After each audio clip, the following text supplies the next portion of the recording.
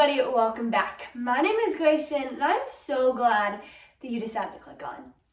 So today I wanted to devotion based off of Proverbs 19:21. And it says, many are the plans in a person's heart, but it's the Lord's purpose that prevails. This verse, I don't know about you, but I view it so much as this truth, this amazing, sometimes a little truth, but definitely a truth.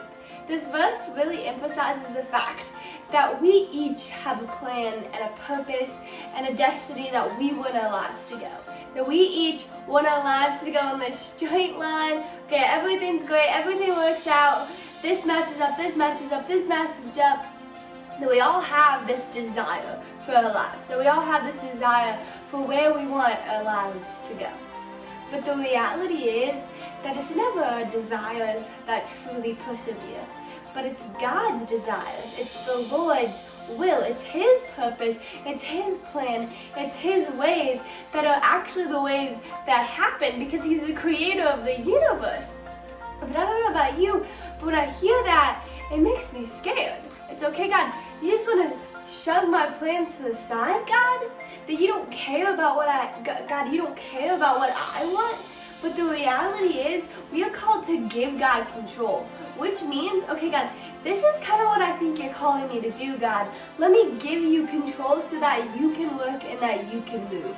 That God calls us to give Him control.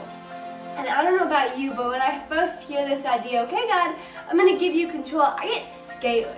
God, because I feel like as soon as I give God control, as soon as I give Him that, everything's just going to mess up. That my plan for this, it's just going to crumble. That everything I have worked towards is going to fall.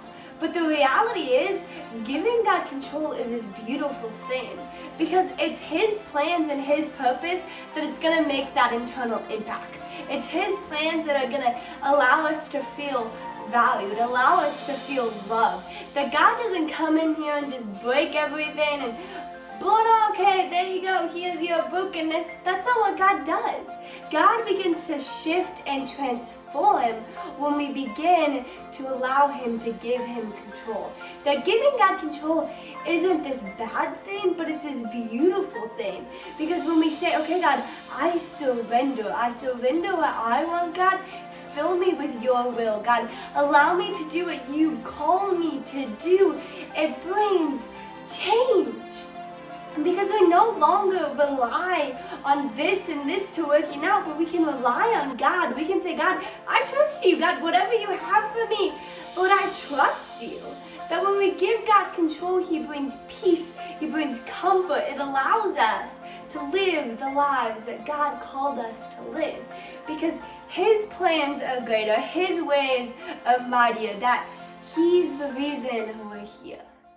So I hope that brought you just a little bit of encouragement for your week. Bye, guys!